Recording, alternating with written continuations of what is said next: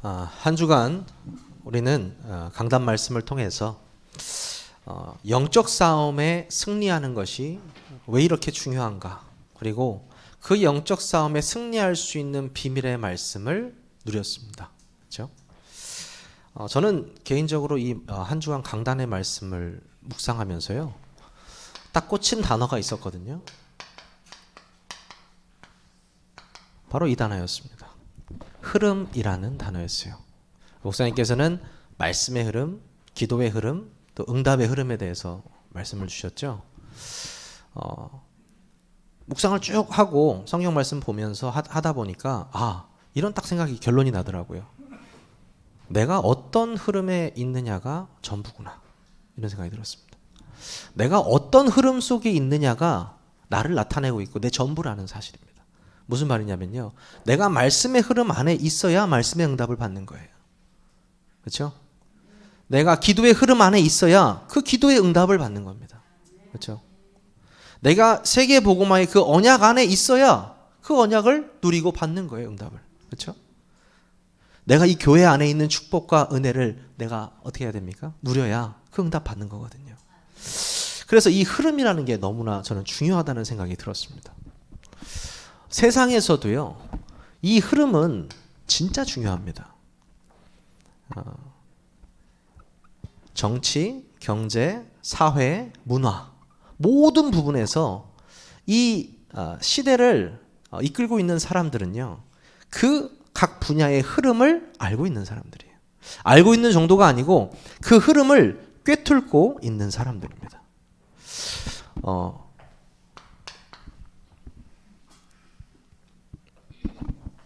지금 우리가 이 시대를 한번 봐야 되는데요,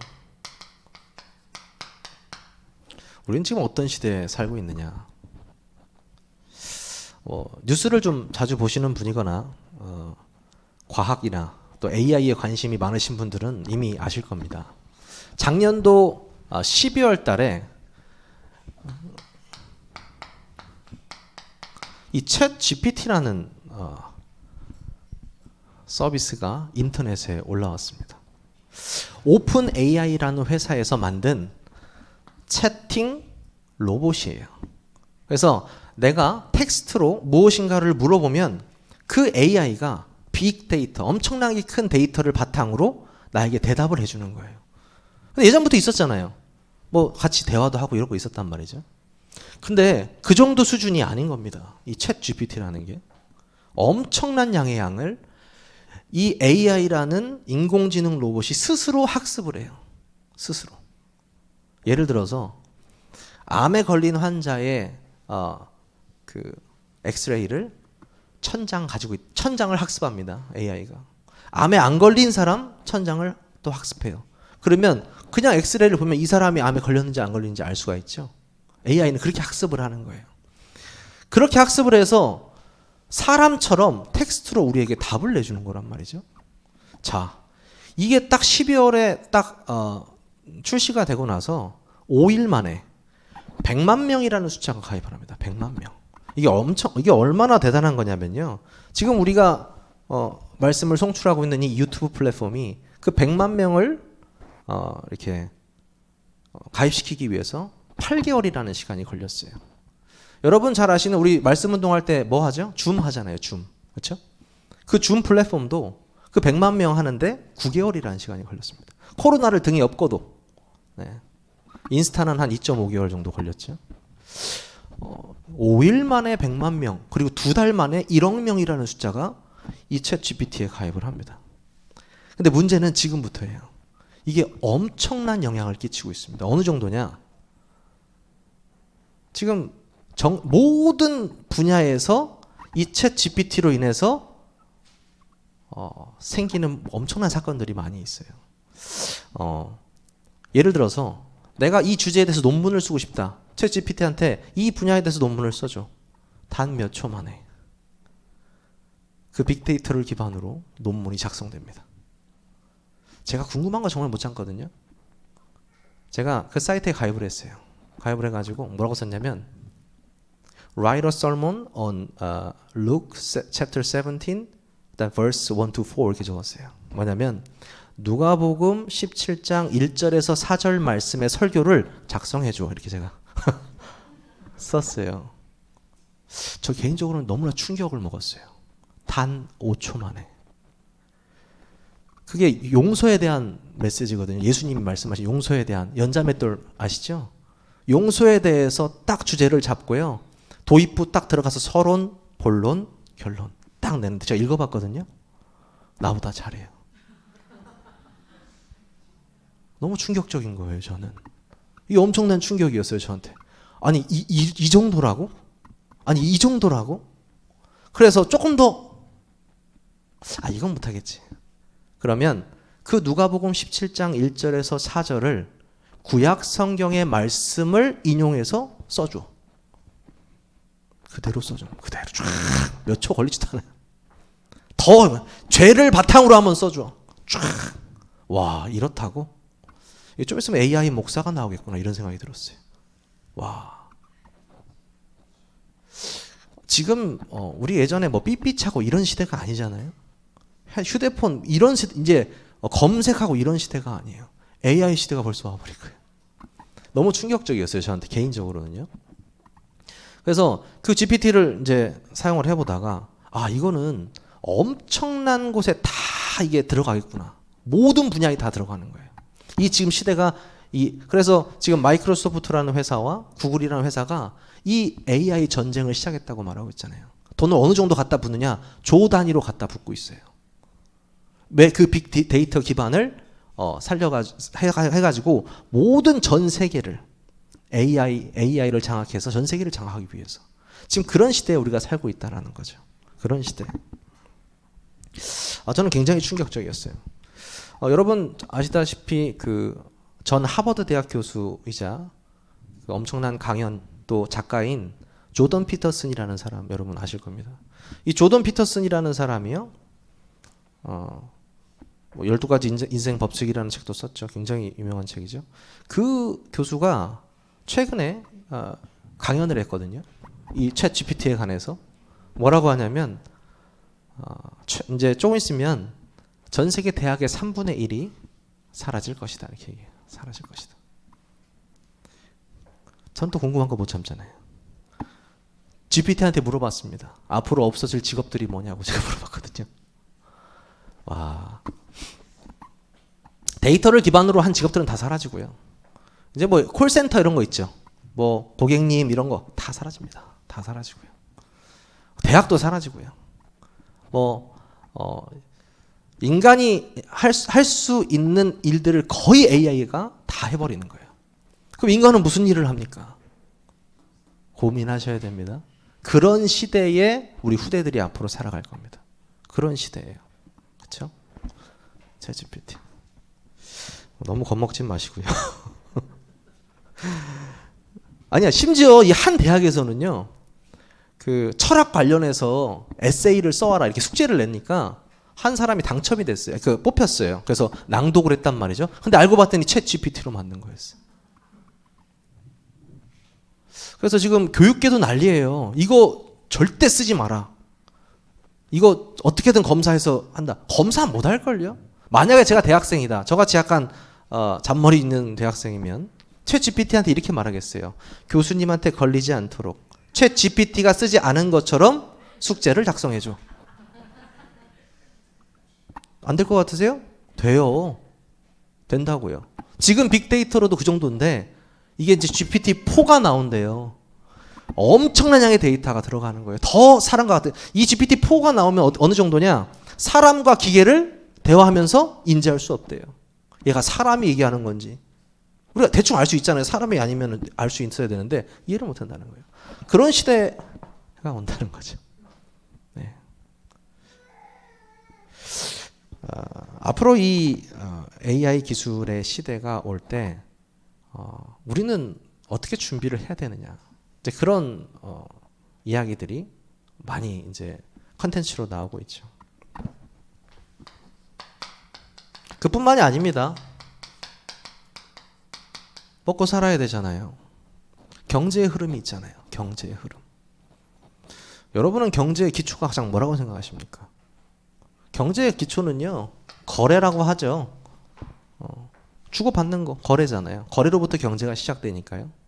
영화에서 한번 봤는데 잘생긴 주인공이 성공한 주인공이 앞에 있는 세일즈맨한테 볼펜을 주면서 이 볼펜을 나한테 팔아보세요 이렇게 얘기를 하거든요.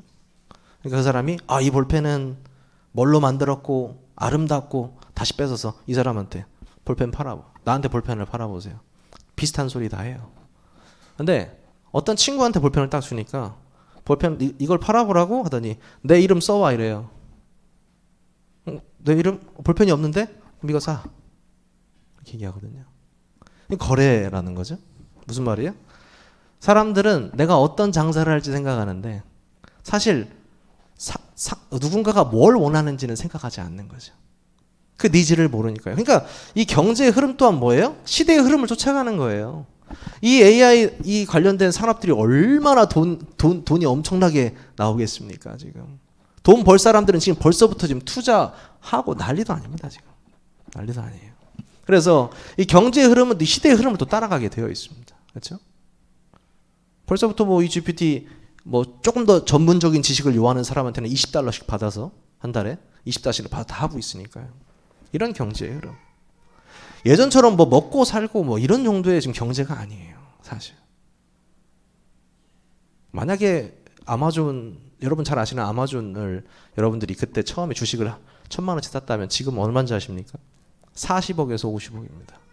그렇다면 앞으로 이 챗 GPT에 관해서 그런 일들이 일어난다면 여러분들 어디다 투자하시겠습니까? 오늘 메시지 같지가 않죠? 제가 이 말씀을 드린 이유가 있습니다. 끝까지 들으셔야 됩니다. 이 시대의 흐름도 경제의 흐름도 다 이렇게 흘러가고 있다라는 거예요. 흘러가고 있다. 사회의 흐름은 어떻습니까? 사회의 흐름. 우리나라가 OECD 국가 중에 출산율이 몇인지 아십니까? 38인가 그래요. 꼴등이에요. 꼴등. 꼴등입니다. 아기를 가장 안 낳습니다. 우리나라가. 일본도 30이거든요. 근데 우리나라는요 진짜 아이를 낳지 않고 있어요. 그래서 그래프를 보면 막 이렇게 돼 있죠. 막 이렇게 이런 그래프 보신 적 있죠? 고령화는 엄청나게 많이 되어지는데 젊은 사람들은 태어나지 않으니까요. 이게 얼마나 큰 문제냐면 나중에 엄청난 사건들을 초래하거든요. 아니 이 오래 사는 사람들을 누군가는 노동을 해서 책임을 져야 되는데 그런 시대가 금방 와야 되는데 엄청난 이제 문제가 되기 시작하는 거죠. 그렇죠? 어떤 학교에서는 뭐 학생들이 없어가지고 예전에 저 때만 해도 막 학교에 막 11반, 12반 이랬거든요. 지금 뭐 반 3개도 없는 학교도 많다고 하더라고요. 반이 3개도 없는 학교. 고령화 문제, 저출산 문제, 또 성평등 문제. 나는 남자인데 여자가 되고 싶고 여자인데 남자가 되고 싶고 난 남자도 여자도 안 되고 싶고 막 그런 성평등, 나를 소수로 인정해달라. 그런 문제. 여자로서의 삶을 이렇게 평등한 삶을 지켜달라. 페미니스트들도 막 일어나고요. 그런 문제들이 계속 사회에 일어난단 말이죠. 자, 이런 시대의 흐름 속에, 이런 경제와 이런 사회적 흐름 속에 우리 후대들이 바로 들어가야 되는 거예요, 사실. 바로 들어가야 되는 거죠. 저는 그런 생각이 들더라고요. 지금 시대의 흐름 속에 우리 아이들이 들어가서 이 흐름을 바꿔서 복음의 흐름으로 바꿀 수 있을까? 어느 정도 각인되어야 바꿀 수 있을까? 그런 생각을 하게 되었습니다. 근데 그거는 또 제 생각이고요. 과연 이런 흐름 속에 하나님께서는 왜 이번 주 강단의 말씀을 통해서 말씀의 흐름, 기도의 흐름, 응답의 흐름에 대해서 말씀하셨을까? 저는 고민해 봤습니다. 어떤 생각이 들었었냐면요. 하나로 우리가 얘기할 수 있어요. 아주 간단하게 설명을 드리면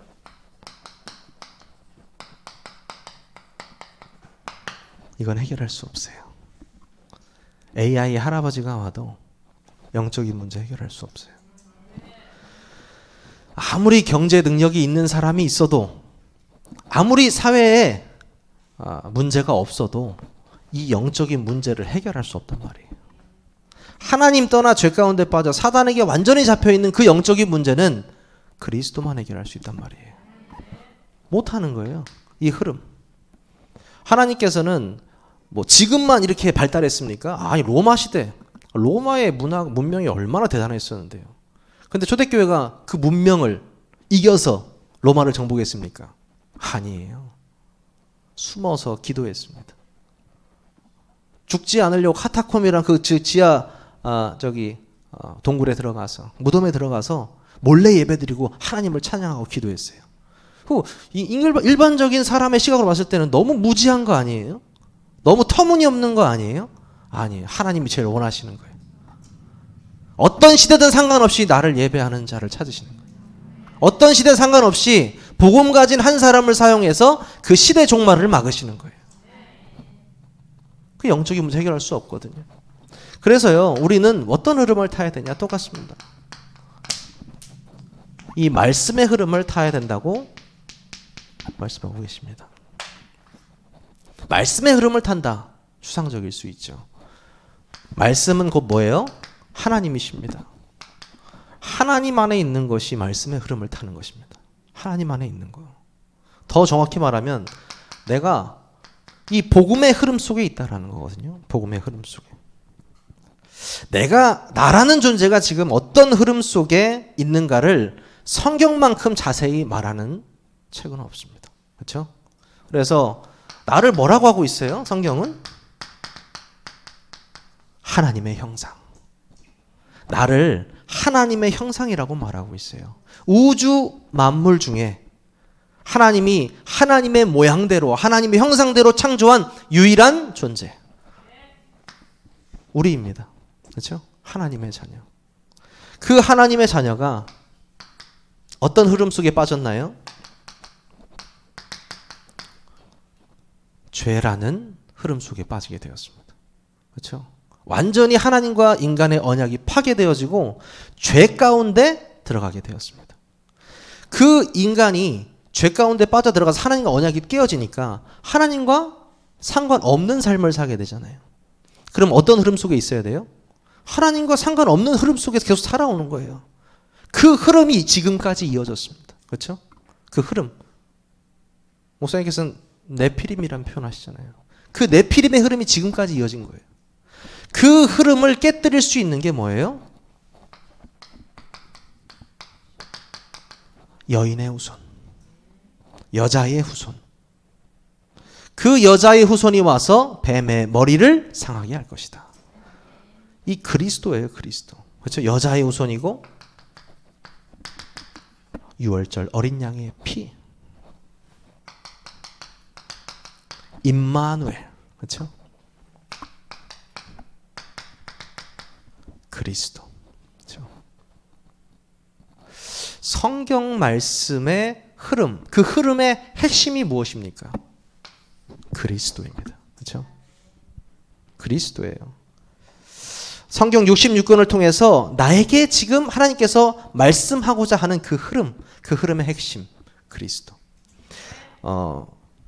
저는 그 말씀이 가장 와닿는데요. 2000년 전에 그 예수라는 사람이죠. 하나님이자 사람이 십자가에서 죽으셨단 말이죠. 그때 당시에 십자가에 죽은 사람 너무 많아요. 그렇죠? 예수님만 십자가에 죽으신 게 아니잖아요. 12제자 다 십자가에 막 죽었잖아요. 베드로 뭐 거꾸로 매달아 죽고. 근데 왜 그 한 사람, 그것도 한 분이 죽으신 것이 나랑 무슨 상관이냐는 거예요. 나랑 상관없으면 필요 없거든요. 그래서 메시지하러 가면은 보통 이제 좀 힘든 분들을 만나면 말씀 운동하면요. 항상 하는 말이 있어요. 내 상처. 엄마 아빠에 대한 상처든 자식에 대한 상처든 어릴 때 어떤 트라우마든 지금 내가 겪고 있는 거 뭐 돈 때문에 사람 때문에 내가 수모당하고 힘들고 고통받고 이런 것 때문에 울고 항상 레파토리 똑같아요. 그럼 들어주고 뭐예요? 이거 얘기하는 거예요. 자, 성도님이 이렇게 다 힘드신데 제가 한 분한테 이렇게 말했어요. 그러면 그 문제 지금 다 해결되면 행복하실 것 같아요? 이렇게 물어봤거든요. 근데 그분은 똑똑하신 분이 그래도 좀 정지가 하시고 불안할 것 같대요. 불안할 것 같아요. 눈치가 조금 있으신 것 같아요. 그 문제가 해결된다고 해서 내가 절대 행복하지 않아요. 그렇죠? 그 근본이 해결돼야 된단 말이에요. 그 근본 대신 예수 그리스도를 통해서 그가 죽으시고 부활하심을 믿어졌을 때 내가 완전히 신분이 변화되고 하나님 자녀로서 살아갈 때 비로소 내가 이 흐름 안에 있다라는 사실이에요. 이미 그 사람이 왜 그렇게 찌들어 있느냐? 세상의 흐름 속에 있는 거거든요. 세상이 기준이고 세상이 행복이고 그게 다 자기 건데 저는 이렇게 보고 있으면은 그 눈물을 하도 보니까 이제 하여튼 뭐 예전부터 제가 이 눈물에 그렇게 감성적인 사람이거든요. 제가 굉장히 눈물에 반응이 없어지더라고요. 이제 복음을 위해서 우시기 바랍니다. 내가 영혼을 위해서 우시기 바랍니다. 내가 전도와 선교 후대를 위해서 눈물 흘리시기 바랍니다. 다른 데 울지 마시고요. 세상 때문에 울지 마시고요. 저는 이 말씀의 흐름, 복음의 흐름, 더 정확히 말한다면 그 2000년 전에 예수 그리스도께서 십자가에 죽으실 때 정백승이라는 이 과거와 현재, 미래 문제 갖고 있는 내 자신이 그 옛사람이 함께 죽었다는 거예요. 내가 죽었다니까요. 그럼 나 살아있는데요. 새 사람이에요. 그리스도로 다시 만들어진, 리크리에이션 된 새 사람. 얼마나 감사한지 모르죠. 그 사람이 어떤 흐름 속에 있는 거냐? 복음의 흐름 속에 있는 거예요. 그게 믿어지는 사람이 말씀의 흐름 속에 있는 거예요.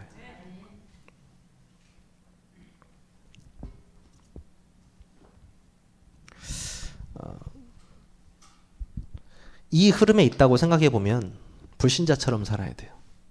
어떻게 준비해야지? 지금 이런 시대라고 하는데 나는 어떤 파트를 깊게 파가지고 여기서 이렇게 해서 돈을 좀 벌어보고 이렇게 먹고 살고 해야겠다.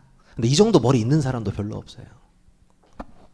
지금 시대 흐름이 뭐가 중요해? 지금 나 지금 전기세도 잘 못 내고 있는데 힘들어가지고 시대 흐름 생각도 안 해요. 근데 이 흐름을 보고 불신자들은 불나방처럼 달려들어요. 왜? 그 사람들의 목표가 뭐예요? 잘 먹고 잘 사는 거예요. 성공하는 거예요. 예. 그렇죠? 요즘엔 저는 그 영상 플랫폼들 들어가기가 무서워요. 영상만 키면은 다 젊은 애들 나와가지고 춤추는 거 아니면은 다 저기 뭐 자동차 자랑하고 뭐 자랑하고. 전 중국 사람들 너무 좋아합니다. 하지만 중국이 좀 그렇게 많이 그렇게 해요. 중국 사람들이 황금 만능주의라서 중국 사람들 보면은 이제 계속 이렇게 그 사람들이 현찰을 좋아해. 현찰을 이렇게 많이 갖고 다니고 월급도 영상 보면 이렇게 현찰로 나눠주더라고. 현찰로 이렇게. 네. 아니 저는 뭐 중국 사람 저같이 중국 사람 좋아하는 사람 없습니다. 제 친구들 유학파 하는 친구들은 중국 사람 다 싫어해요. 저는 정말 좋아하죠. 왜냐하면 정말 중국 사람이 복음 받으면요, 이 전도에 있어서 선교에 있어서 어마어마한 힘이 있거든요. 중국인. 아무튼 간에 이 흐름 안에 있어야 된다는 거예요. 이 흐름 안에. 두 번째가 뭡니까? 기도의 흐름 안에 있어야 한다. 기도의 흐름. 자, 오늘 본문 말씀에 너희가 내 안에 거하고 내 말이 너희 안에 거하면 무엇이든지 원하는 대로 구하라. 그리하면 이루리라. 이렇게 말씀했습니다.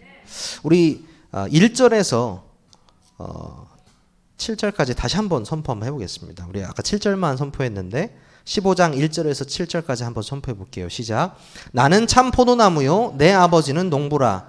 무릇 내게 붙어 있어 열매를 맺지 아니한 가지는 아버지께서 그것을 제거해 버리시고 무릇 열매를 맺는 가지는 더 열매를 맺게 하려 하여 그것을 깨끗하게 하시느니라. 너희는 내가 일러준 말로 이미 깨끗하여졌으니 내 안에 거하라. 나도 너희 안에 거하리라. 가지가 포도나무에 붙어 있지 아니하면 스스로 열매를 맺을 수 없음 같이 너희도 내 안에 있지 아니하면 그러하리라. 나는 포도나무요 너희는 가지라. 그가 내 안에 내가 그 안에 거하면 사람이 열매를 많이 맺나니 나를 떠나서는 너희가 아무것도 할 수 없음이라. 사람이 내 안에 거하지 아니하면 가지처럼 밖에 버려져 마르나니 사람들이 그것을 모아다가 불에 던져 사르느니라. 너희가 내 안에 거하고 내 말이 너희 안에 거하면 무엇이든지 원하는 대로 구하라. 그리하면 이루리라. 아멘. 이 기도에 대한 말씀을 이해하는 데 있어서 이 말씀이 정말 쉽게 이해되거든요. 뭐냐면 무엇이든지 원하는 대로 구해. 그러면 이룰 것이다. 이렇게 말했잖아요. 말씀하셨잖아요. 그 앞이 더 중요해요. 그 앞이. 뭐라고 하냐면 너희가 내 안에 거하고 내 말이 너희 안에 거하면. 이게 중요한 거예요. 이걸 뭐라고 하냐면 우리는 이거를 그리스도와의 연합이다 이렇게 표현하거든요. 내가 그리스도 안에, 그리스도가 내 안에. 지금 이 말을 3번이나 하세요. 이 짧은 구절에. 내가 너 안에 거하고 너희가 내 안에 거하고. 이게 무슨 말이냐면요. 아주 심플한 거예요. 기도의 전제 조건을 말하는 거예요. 기도의 전제 조건은 무슨 말을 하는 겁니까? 자격을 말하는 겁니다. 자격. 먼저 하나님과 연합해야 된다는 거예요. 그리고 함께 해야 된다는 거예요. 그렇죠? 함께 해야 된다. 하나님의 자녀가 돼야 된다는 거예요. 그 사람이 기도의 흐름 속에 있을 수 있다는 거예요. 그렇죠? 기도할 수 있는 자격이 있어야 될 거 아니에요. 그렇죠? 내가 예수 그리스도의 십자가 사건을 믿지도 않는데 무슨 기도할 수 있습니까? 그건 귀신하게 하는 기도예요. 그렇죠?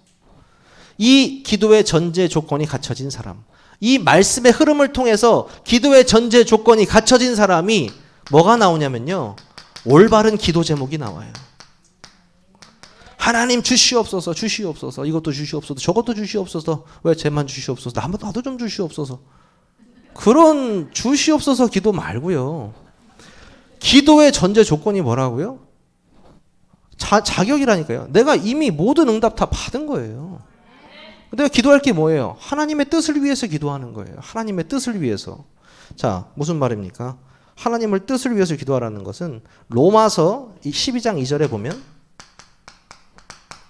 여러분 잘 아시는 말씀이잖아요. 너희는 이 세대를 본받지 말고 오직 마음을 새롭게 함으로 변화를 받아 하나님의 선하시고 기뻐하시고 온전하신 뜻이 무엇인지 분별하도록 하라. 자, 이게 무슨 말이냐면 여러분 하나님의 뜻이 무엇입니까? 여러분 말씀 나오잖아요. 항상 기뻐하고 쉬지 말고 기도하고 범사에 감사하라. 이것이 뭐라고요? 하나님의 뜻이라니까요. 내가 기뻐하고 감사하고 그렇죠? 쉬지 말고 기도하는 그것이 하나님의 뜻이래요. 그러면 이 하나님의 뜻이 무엇인지 분별하도록 하라라는 말은 무슨 말이냐면 내가 무엇으로 기뻐해야 될지 분별하라는 거예요. 이해하셨습니까? 내가 무엇으로 기뻐해야 될지 여러분 분별하셔야 돼요. 세상의 걸로 기뻐하는 것이 아니고 하나님의 것으로 기뻐하라는 거예요. 무엇으로 감사할지 분별하라는 거예요. 세상의 것으로 감사하는 게 아니고 이거 주셔서 감사합니다. 그럼 안 주시면요? 안 감사할 거예요? 아니잖아요. 하나님이 이미 나에게 이 말씀 주신 게 감사한 거라니까요. 내가 이 자격을 가진 게 감사한 거라니까요. 그러면 올바른 기도 제목이 나오는 거예요. 왜 내가 기도해야 되는지 분별할 수 있어요. 무엇을 위해 기도해야 되는지 분별할 수 있습니다. 그 응답을 받으시기를 주님의 이름으로 축원합니다. 담임 목사님께서 항상 하시는 말씀이 있어요. 자주 하시는 말씀이죠. 내 생각을요 전부 뭐로 바꾸라고요? 기도로 바꾸라고 말씀하셨어요. 내 생각을 전부 기도로 바꾸라. 참 근데 이게 쉽지가 않죠. 쉽지가 않습니다. 사람이 눈이 달려 있어가지고 이 눈으로 무엇을 보면은 그게 그대로 입력이 되면서 이 필터가 있어요. 내 경험, 내 생각 필터랑 걸쳐가지고 마음에 딱 이렇게 내려와요. 자, 사람이 미운 짓을 하잖아요. 하나님, 왜 저런 사람 안 데려가십니까? 제가 볼 땐 복음에 방해되는 건데 빨리 목을 쳐서라도 데려가든 아니면 교통사고 나서 데려가든 빨리 데려가세요. 라고 생각할 수 있습니다. 하지만 하나님은 그렇게 우리가 기도 바꾸는 거예요. 생각을. 그런 생각이 들어오지 않게 하나님, 저 사람을 통해서 하나님이 이루실 계획이 무엇입니까? 그리고 저 사람을 통해서 나에게 주시는 메시지는 무엇입니까? 이게 기도예요. 그냥 하나님 앞에 붙였을 뿐인데 기도 제목이 돼버려요. 그렇죠? 생각을 기도로 완전히 바꾸는 거. 너무나 중요합니다, 여러분. 잘 안 되실 수도 있어요. 하지만 상관없이 기도에 승리하시기 바랍니다. 하나님께서 어떤 고통과 또 상황을 준 이유도 다 이 기도 제목으로 찾으셔야 되는데요. 결국에 이 말씀의 흐름, 또 이 기도의 흐름 안에 있으면 응답의 흐름은 이미 우리에게 와 있다고 말씀하셨습니다. 응답의 흐름. 저는 이 응답의 흐름을 묵상하면서 사실 좀 이게 어려운 것 같아요. 이 응답의 흐름이라는 게. 왜 처음에 어렵게 느꼈냐면 이 응답을요, 사람들이 다 다르게 판단합니다. 왜냐하면 이 기준이 달라서 그래요. 기준도 다르고요. 어떤 그 신앙의 수준. 그래서 이게 응답인가, 이게 응답이 아닌가 판단을 못하는 사람들이 굉장히 많이 있습니다. 그렇죠? 그 응답의 기준이 다른 목적도 바뀌거든요. 제가 오늘 확실하게 제가 정의를 해드릴게요. 무엇이 응답인지. 하나님 자녀로서 가장 큰 응답은 예수가 그리스도로 믿어지는 것입니다. 예수 그리스도가 그 은혜로 인해서 믿음으로 말미암아 믿어진 거예요. 이게 뭐예요? 가장 큰 응답이에요. 왜 가장 큰 응답입니까? 영생으로 이어지잖아요. 영원한 생명 믿으십니까? 하나님께서 이 믿음을 통해서만 영생 얻게 하셨습니다. 그렇죠? 그러면 우리는 어떤 응답 받은 사람들이죠? 가장 큰 응답 받은 사람들이에요. 뭐랑 바꾸실 건데요? 세상에 무엇과 바꾸실 겁니까? 바꿀 게 없어요. 천국행 티켓하고 뭐랑 바꾸실 건데요? 이 믿음하고 뭐랑 바꾸실 거냐고요. 근데 이 믿음을 계속 공격하는 존재가 있습니다. 그래서 성경에서는 그 불화살을 막을 수 있는 믿음의 방패라고 표현했어요. 왜? 불화살이 계속 날라오니까요. 무슨 불화살? 불신앙의 불화살. 계속 날아오니까 너희는 믿음의 방패로 막으라고 했어요. 그렇죠? 그 불화살, 즉 뭐예요? 이 믿음을 유지하라는 거예요. 이 믿음을 내가 유지할 수 있어야 돼요. 이 예수 그리스도가 나와 지금 함께하고 있다는 것을 계속 인지하고 있어야 돼요. 하나님이 나와 성삼위 하나님으로 함께 하시는구나. 지금도 함께 하시는구나. 이 문제 앞에서도 함께 하시는구나. 이 사람에게도 함께 하시는구나. 이 예배 속에 함께 하시는구나. 계속 인지하고 있는 거죠. 그게 응답이에요. 그게 응답이죠. 진짜 큰 응답이 또 있어요. 뭐냐면 이 믿음을 유지하는 것도 정말 큰 응답인데요. 우리에게 전달할 수 있는 축복을 주셨어요. 더 정확히 말하면 사명을 주셨습니다. 야, 이 복음의 깊은 내용을 그 옛사람이 죽고 새 사람이 됐다라는 믿음을 통해 새 사람이 됐다는 그 깊은 내용을 믿을 수 있고 그 믿음을 유지할 수 있고 그 믿음의 확산 운동, 믿음에 전달할 수 있게. 그것이 우리의 응답이에요. 눈에 보이는 거 여러분 속지 마세요. 눈에 보이는 거 뭐 속을 게 뭐가 있습니까? 하나님께서 나와 함께 하시는 것이 가장 큰 응답입니다. 그렇죠?